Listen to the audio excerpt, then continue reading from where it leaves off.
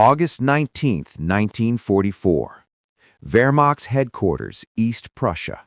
General Oberst Alfred Jodl spreads reconnaissance photographs across the map table. His staff has been calculating for 3 days straight. The mathematics are irrefutable. Patton's Third Army sits 400 miles from the Normandy beaches. They've advanced faster than any armored force in history, sometimes 60 miles in a single day. But speed has a price. Every Sherman tank burns fuel at half a mile per gallon. Every infantry division requires 700 tons of supplies daily. Armored divisions need 1,000 tons. Patton commands 12 divisions advancing on a 60-mile front. The calculation is simple.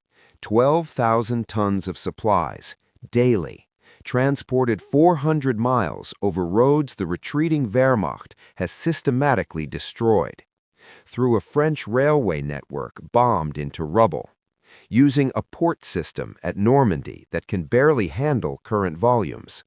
"Gentlemen," Jodl announces to his staff, "the American advance ends within 48 hours, perhaps sooner." No one in the room doubts him. These are the men who pioneered Blitzkrieg, who revolutionized combined arms warfare, who understand intimately the tyranny of distance. They've seen this before. In Russia, the Wehrmacht's own advance foundered not from Soviet resistance initially, but from simple inability to supply forces across vast distances. German trucks broke down on Russian roads. The Eastern Front consumed vehicles faster than factories could replace them. Horse-drawn wagons, still 80% of German military transport, couldn't match the speed of Panzer spearheads. Railway gauge differences meant supplies piled up hundreds of miles from the front, while forward units ran dry. The Germans learned this lesson in blood. Armies don't retreat because they're beaten. They retreat because they run out of ammunition, fuel, and food. Logistics kills armies more efficiently than enemy fire. And now the Americans face the same mathematics. General der Panzertruppen Heinrich Freiherr von Luttwitz, commanding XL 7th Panzer Corps, writes in his July assessment, "The Americans face the same logistical impossibility we faced in Russia. Their mechanical advantage becomes a disadvantage. Machines require fuel, ammunition, and parts. They have advanced 400 miles in 30 days. History teaches us what comes next: paralysis." German intelligence meticulously tracks American consumption rates. The numbers appear in daily briefings at every command level.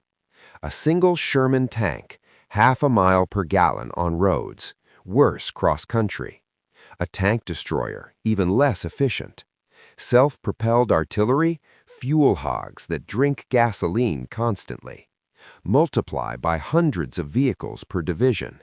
Factor in the trucks needed to supply those vehicles. Calculate the fuel needed to run those trucks. The spiral becomes obvious. The Americans need trucks to supply tanks, but the trucks themselves consume fuel. So they need more trucks to supply the supply trucks. At 400 miles away, mathematics becomes impossible. More fuel is burned transporting fuel than arrives at the front. Generalmajor Siegfried Westphal, soon to become Chief of Staff to Field Marshal von Rundstedt, calculates on August 20th, even if the Americans possessed unlimited trucks, which they don't, and perfect roads, which they don't, and no mechanical failures, which is impossible, they still couldn't sustain Patton's advance more than another 48 hours. Physical laws cannot be violated, not even by American industry. The confidence is universal across German command. These aren't pompous fools. These are professional military officers with decades of experience. They've studied Napoleon's maxim that an army marches on its stomach. They've read Clausewitz on culminating points. They understand that in warfare, will and courage eventually yield to mathematics. Senior logistics officers provide additional confirmation. The Americans are using the port of Cherbourg, captured largely intact but still damaged. Maximum capacity, 9,000 tons daily. Patton alone requires 12,000 tons. The numbers don't work. They can't work. Moreover, German intelligence reports American truck convoys moving at 25 miles per hour average. Round trip from Cherbourg to Patton's current positions, 800 miles. That's 32 hours of driving time, not counting loading, unloading, rest stops, mechanical issues. A single truck can make perhaps one trip every 3 days. Calculate backwards from requirements. Patton needs 12,000 tons daily. Average truck carries 5 tons. That's 2,400 truck deliveries per day. If each truck makes one trip every 3 days, the Americans need 7,200 trucks dedicated solely to Patton. They don't have 7,200 trucks.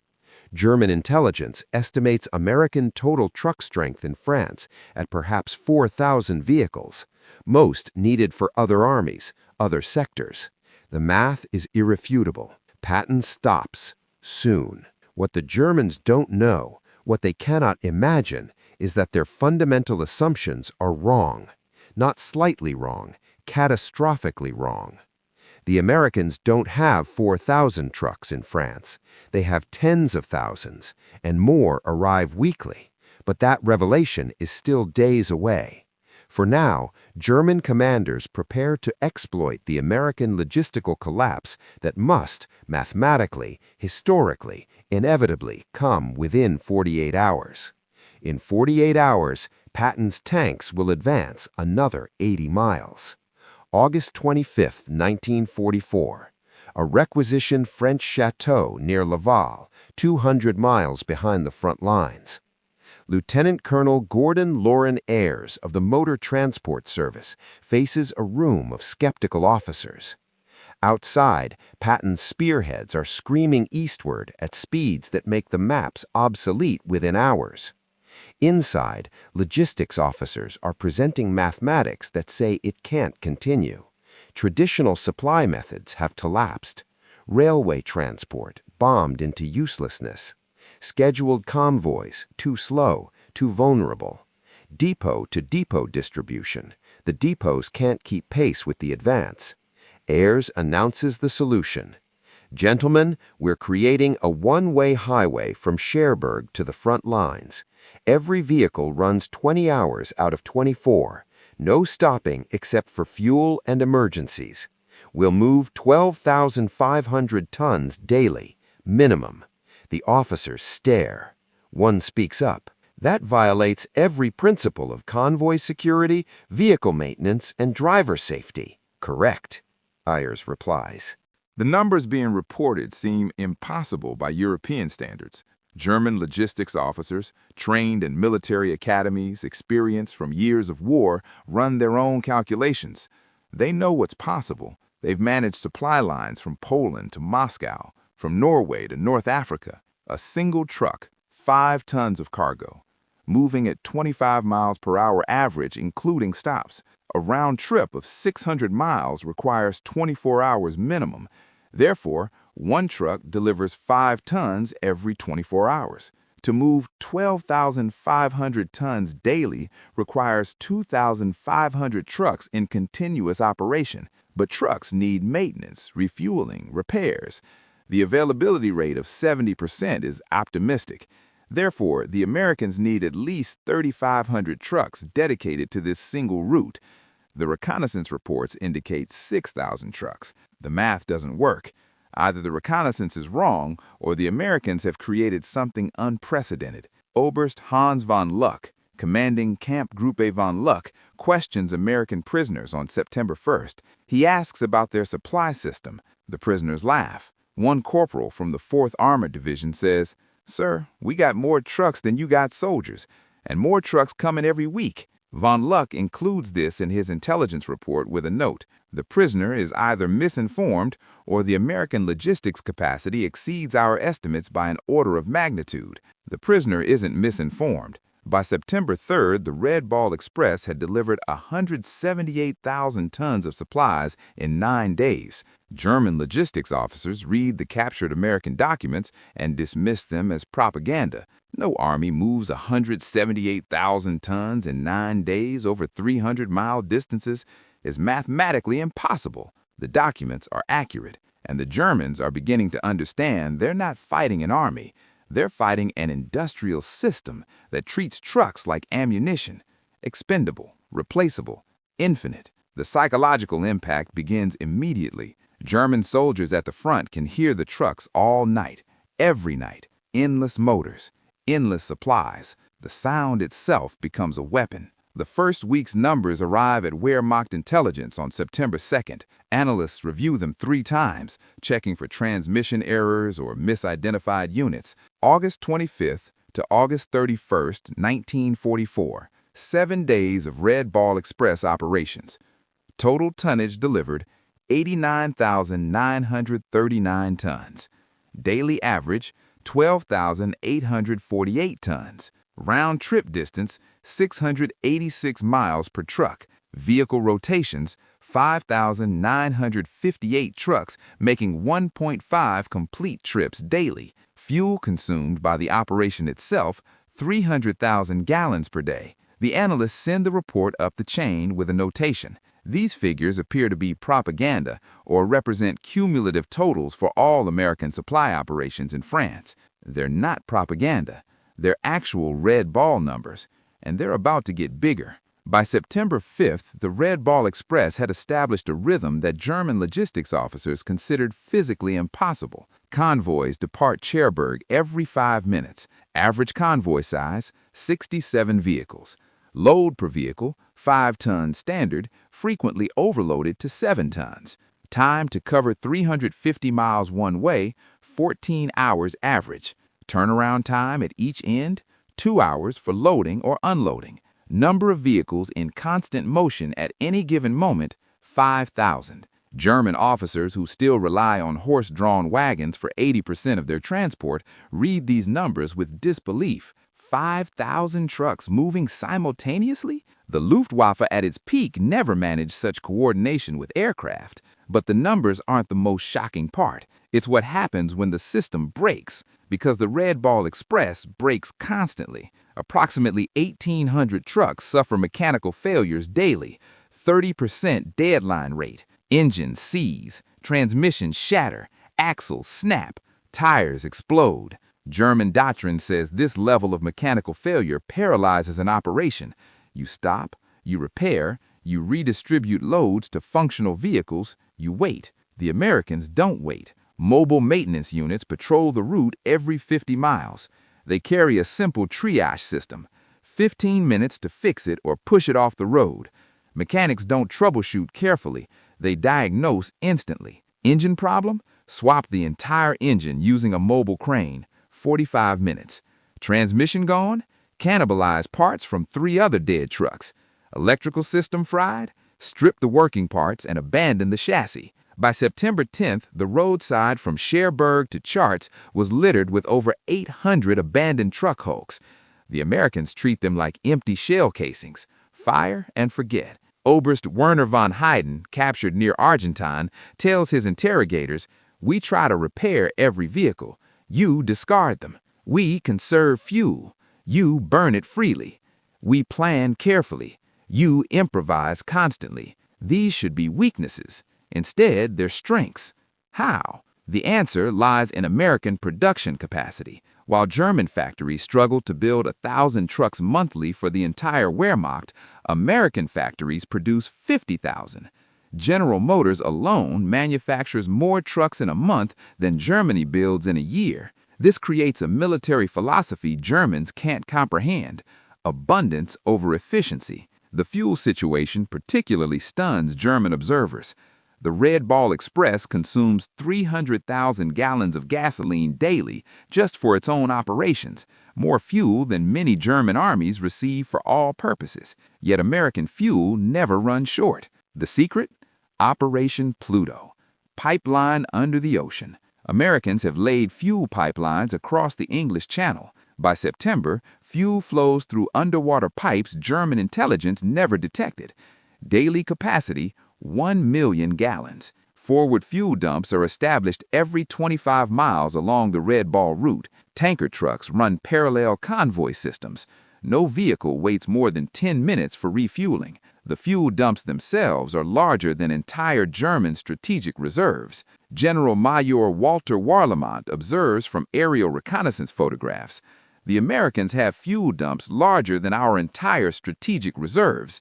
They burn more gasoline moving gasoline than we allocate to entire panzer divisions. This isn't war as we understand it.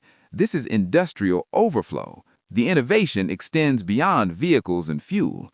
When the designated Red Ball route becomes congested in early September, drivers create solutions German staff officers would need weeks to implement. They commandeer French buses to move personnel, freeing trucks for cargo. They capture abandoned German vehicles, paint them olive drab, press them into service. They build bypasses around destroyed bridges using rubble from bombed buildings as roadbeds. One bypass near Alençon is constructed in 11 hours by troops who aren't engineers, just drivers tired of waiting. The Germans watch this organized chaos and can't categorize it. It's not a military procedure, it's not following regulations, but it works, and it accelerates. By September 12th, the Red Ball Express was moving 15,000 tons daily. The impossible operation has exceeded its impossible goals. Patton's tanks don't slow down. They speed up. September 1st, 1944. The 4th Armored Division advances 35 miles before noon. Standard German doctrine calculates this as a full day's advance, maximum speed before logistics require consolidation and resupply. The 4th halts at 1200 hours. German observers note this stop. This confirms their understanding. The Americans have reached their culminating point. They'll spend the afternoon consolidating, the evening resupplying, and resume advance tomorrow morning. By 12:15 hours, Red Ball trucks arrive at the 4th Armored's position. Fuel trucks, ammunition trucks, ration trucks. They've been tracking the division's advance by radio, positioning themselves to intercept. 15 minutes of controlled chaos. Fuel hoses, ammunition pallets, water cans. At 13:10 hours, the 4th Armored resumed advance. They cover another 32 miles by nightfall. Total advance for September 1st, 67 miles in a single day. German defensive planning assumes maximum 30-mile daily advance under optimal conditions. The entire defensive line west of the Seine is positioned based on this calculation. If Americans advance 30 miles daily, German forces have 4 days to establish new positions, move reserves, prepare defenses. The 4th Armored just collapsed that timeline by half. General Heinz Guderian, reviewing reports in East Prussia, initially refuses to believe them. He sends a priority message to Army Group B. Report of 67-mile advance by single American division on September 1st appears to be misidentification or represents cumulative totals for all American supply operations in France. Army Group B verifies. The report is accurate. Single division, single day, 67 miles. Guderian's response, recorded in his daily log, if these reports are accurate, we face capabilities beyond historical precedent, an army that can advance 60 miles daily. The Wehrmacht's entire defensive strategy, based on exploiting American logistical weakness, encounters an enemy without logistical weakness. Intercepted American radio traffic reveals something even more disturbing. The Americans broadcast their positions openly, without encryption. The 4th Armored Division reports its location, fuel status, and next objective in clear voice transmission that any German unit can hear. They're not worried about German intelligence knowing where they are. They're supremely confident they can move faster than Germans can react. They're correct. On September 8th, German commanders attempted to establish a defensive line along the Meuse River. They calculate they have 48 hours before American forces arrive, time to dig positions, emplace anti-tank guns, prepare obstacles. Patton's lead elements arrive in 22 hours. They're resupplied on the move. They cross the Meuse before German reinforcements reach the river. Field Marshal Walter Model, commanding Army Group B, sent a stark assessment to Berlin on September 10th. The enemy has solved the fundamental problem of mobile warfare, sustaining advance faster than defense can form. Every calculation of time and distance now favors the Americans. Our doctrine assumes logistics limits their speed. This assumption is false. We are fighting an army that treats distance as irrelevant. The Red Ball Express has done something unprecedented. It hasn't just supplied an army. It multiplied that army's combat power by eliminating the constraint every other army in history has faced. September 5, 1944.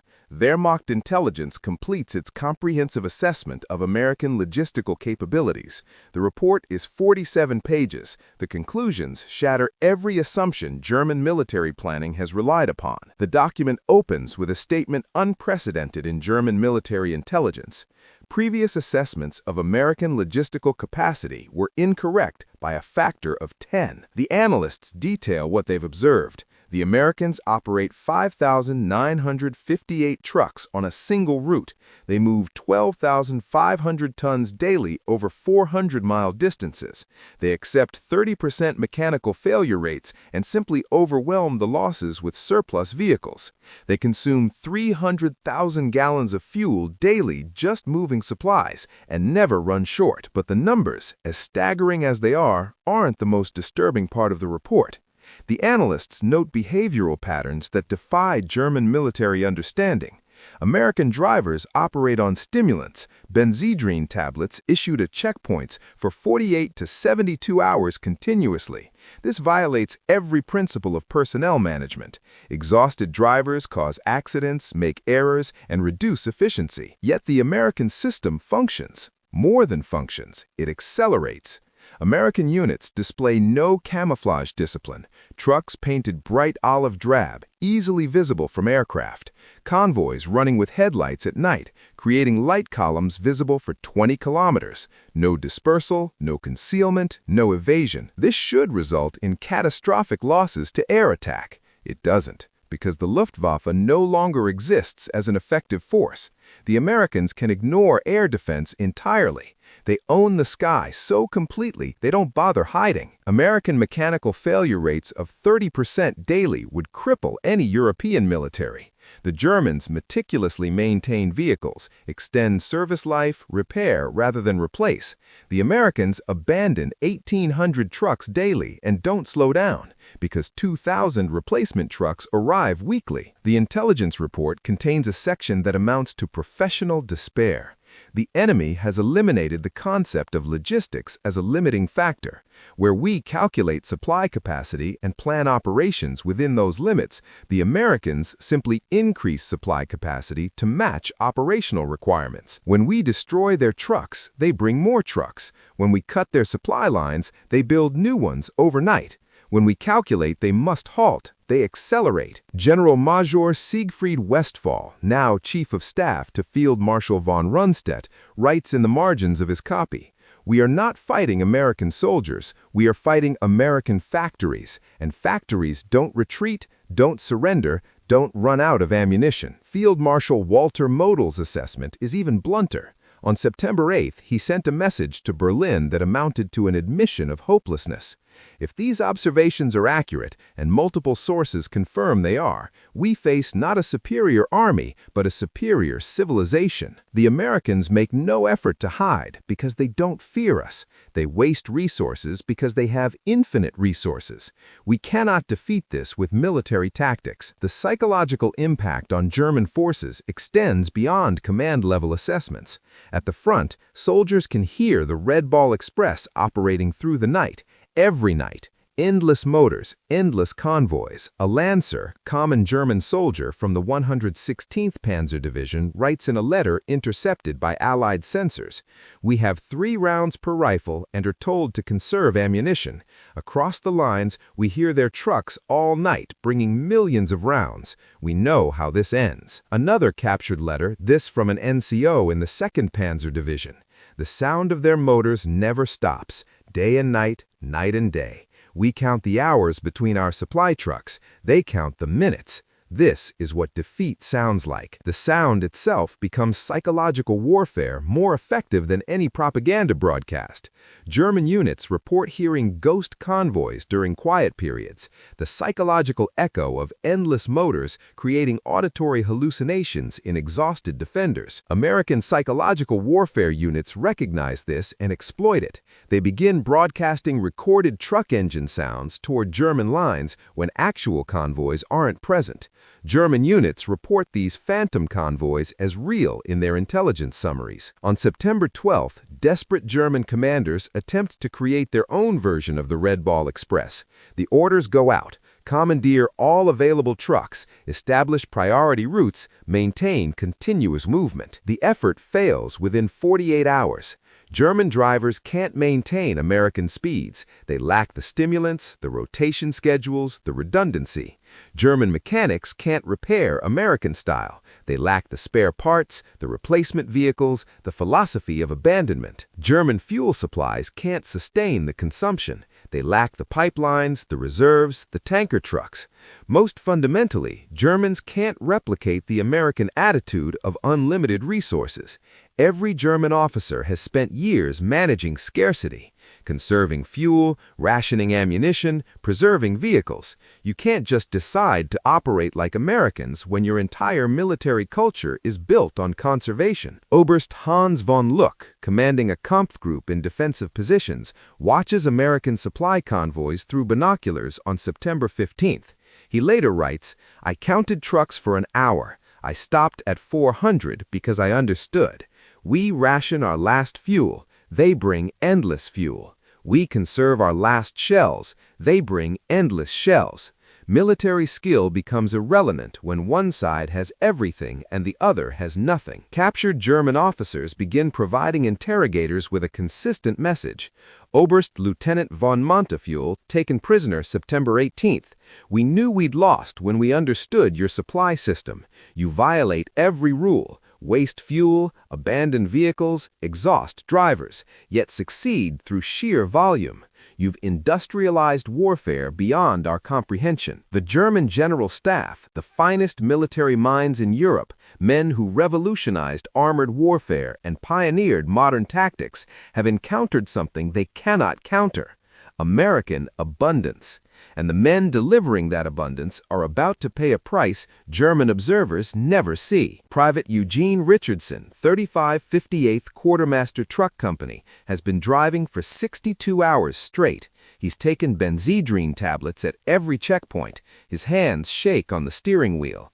Twice in the past hour, he's hallucinated obstacles that weren't there and swerved into the opposite lane. He keeps driving. His cargo is 7 tons of medical supplies bound for field hospitals treating wounded from the fighting at Metz.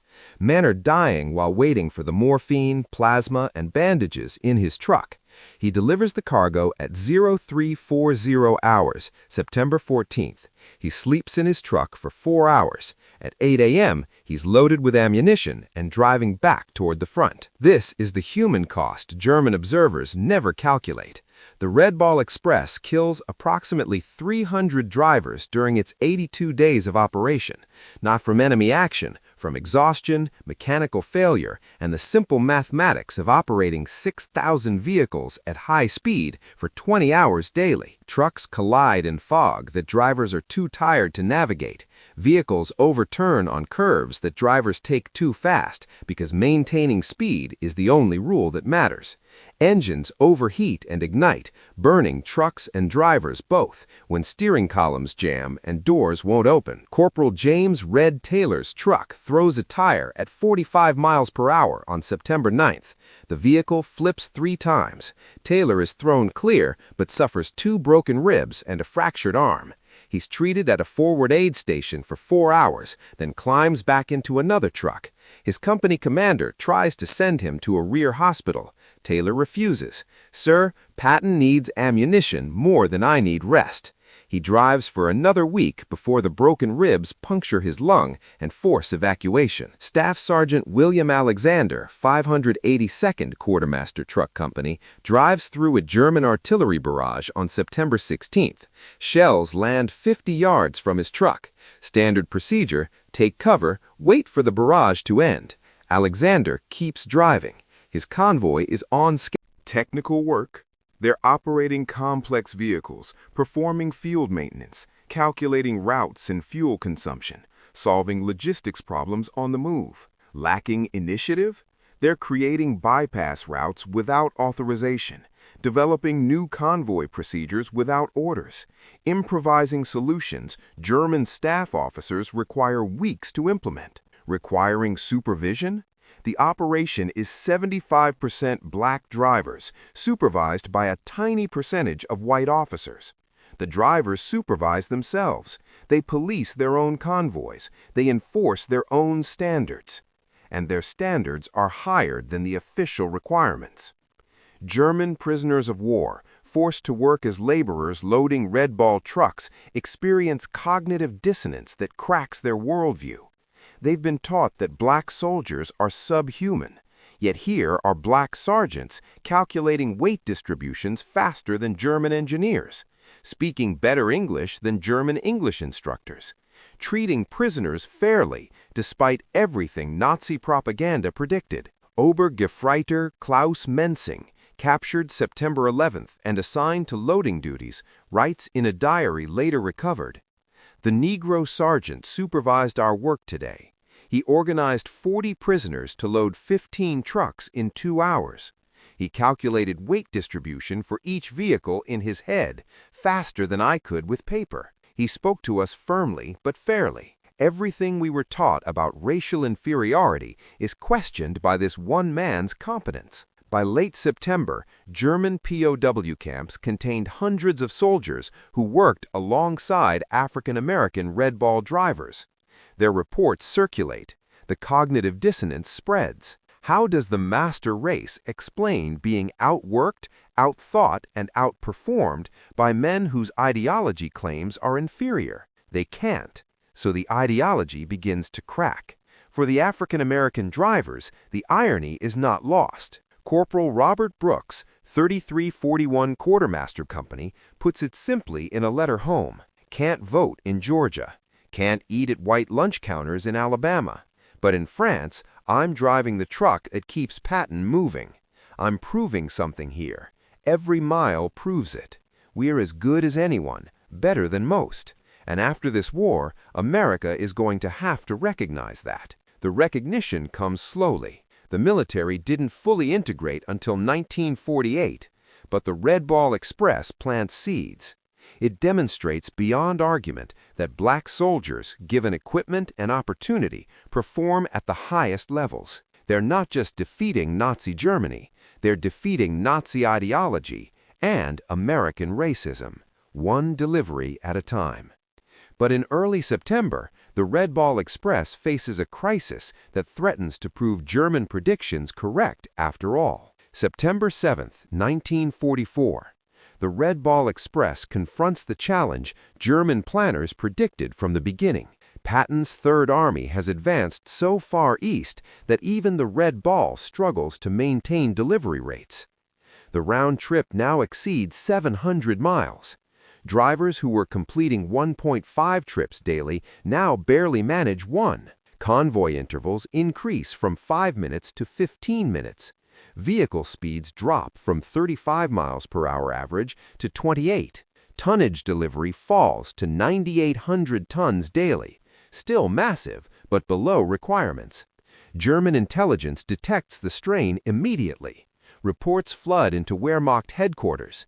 American convoy intervals increase. Vehicle density decreases. Observation suggests the logistics system is reaching breaking point. Generalleutnant Hasso von Montefiore, commanding forces in Lorraine, sent an urgent assessment on September 8th. American supply lines show signs of collapse. This is our opportunity. If we can hold current positions for 1 week, their advance starves itself. He's wrong, again. Within 72 hours, the Red Ball Express reorganizes itself in ways German staff officers would need weeks to plan and approve. American logistics officers create intermediate transfer points.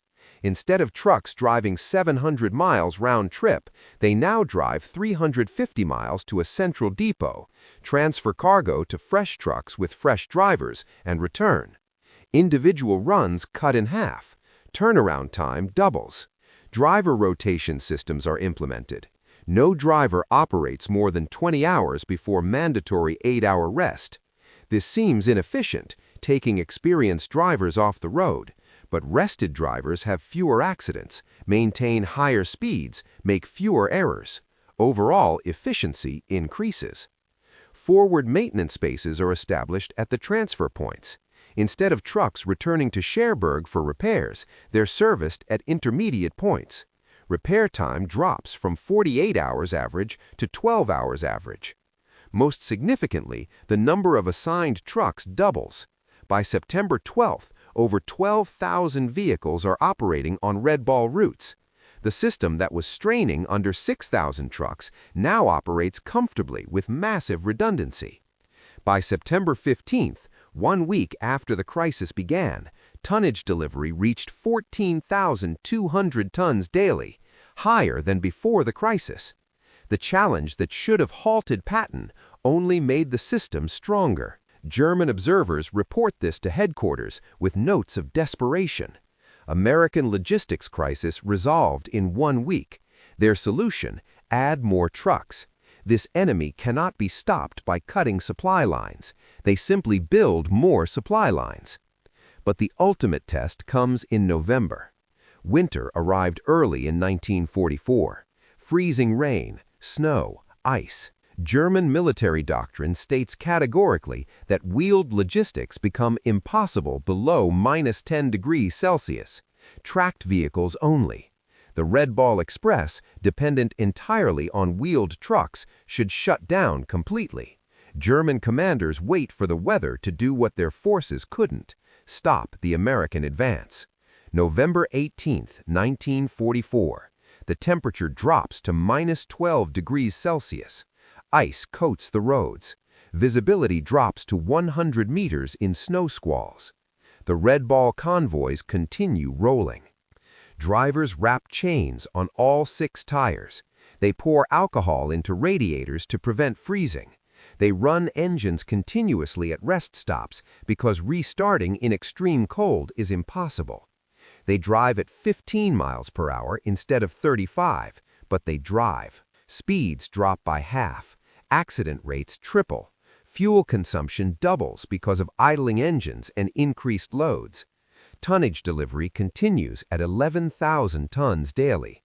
A German observer observing ice-covered American convoys moving through a blizzard on November 22nd includes a note in his report. "We have stopped our own Panzer divisions due to weather. The Americans continue supply operations in conditions we deemed prohibitive. They have created a logistics system that functions regardless of enemy action, distance, or weather. This is not a temporary advantage. This is permanent superiority." By late November, rail lines are being reconstructed and supplies begin flowing by train. The operation that was supposed to last 10 days has continued for 82 days. The Red Ball Express officially ended on November 16, 1944, but its legacy is permanent. And the numbers it achieved during those 82 days defy every calculation German military science considered possible.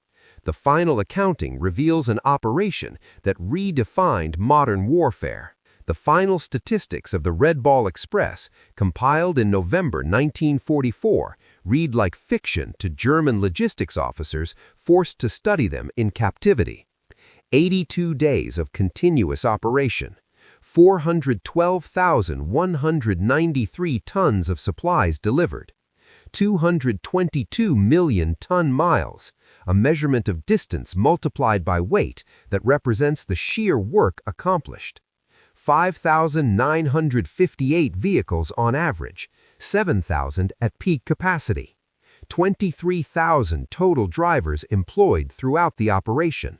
700,000 gallons of fuel consumed daily just moving supplies. 40,000 tons of ammunition delivered to Patton's Third Army alone. 135,000 tons of medical supplies. Cost? Approximately $100 million in 1944 currency. 5,000 trucks destroyed or abandoned. 300 drivers were killed. Thousands more injured or permanently exhausted. General der Infanterie Friedrich Schulz, reviewing these figures as a prisoner of war in January 1945, writes in his analysis for American military historians, "The Red Ball Express represents warfare we never imagined. Americans created a temporary civilization, thousands of men, thousands of vehicles, millions of tons of material, moving through an organization that existed only to feed armies, then dissolved